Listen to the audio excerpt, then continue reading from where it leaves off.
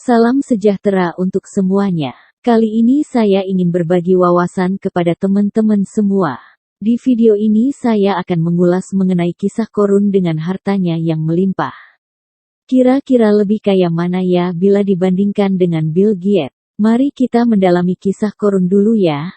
Kisah Korun mungkin jadi cerita yang paling membekas di ingatan kita.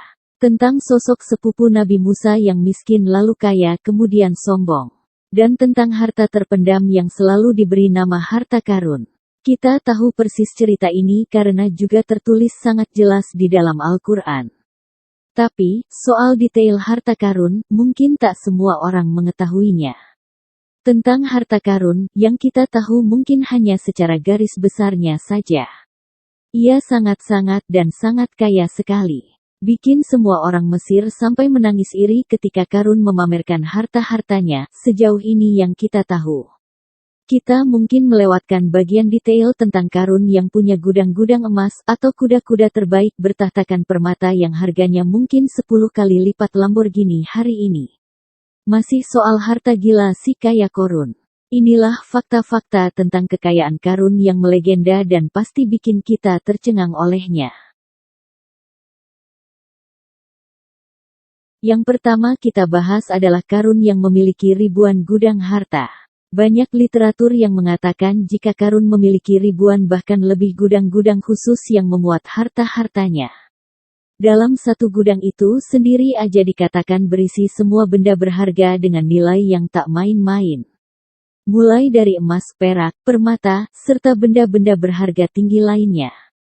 Jika seseorang memiliki satu saja gudang seperti ini, maka kita sudah bisa menyebutnya sebagai seorang miliuner bahkan triliuner.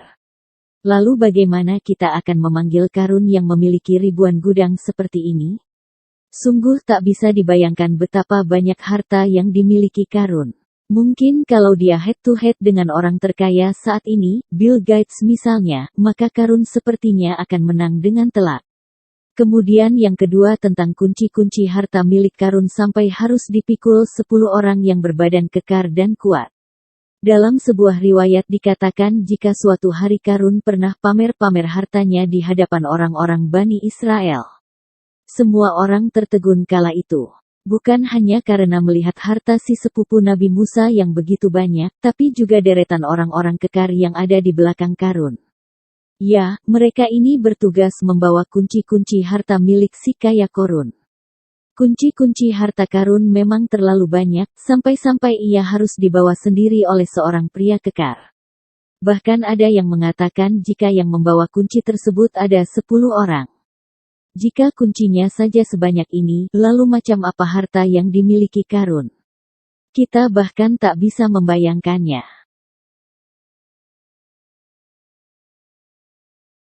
Pembahasan yang ketiga adalah Korun juga memiliki banyak istana. Memiliki harta sebanyak ini maka sangat masuk akal kalau Korun bisa membeli semua hal.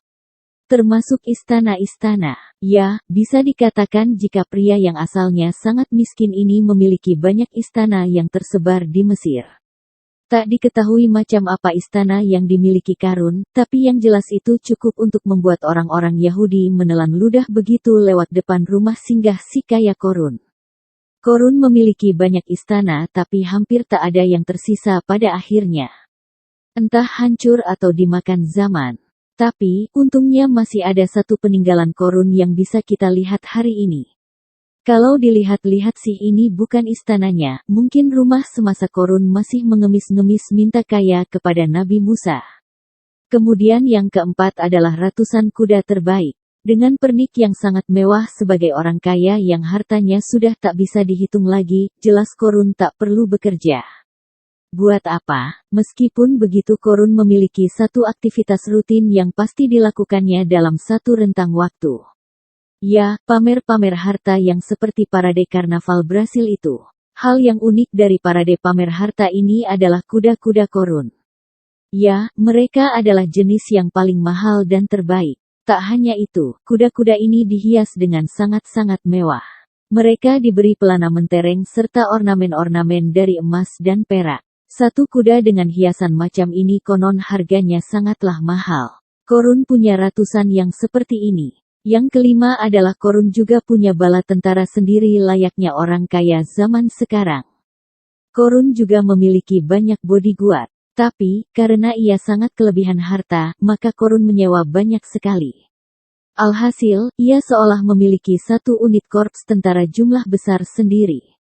Tugas dari para tentara ini adalah untuk menjaga Korun serta hartanya. Atau mungkin juga bertugas untuk memikul kunci-kunci harta Korun yang sangat berat itu. Memang mudah bagi Korun untuk mendapatkan apapun. Soal pasukan, sebenarnya ia juga sanggup menyewa seluruh orang Mesir untuk menjadi pengawalnya.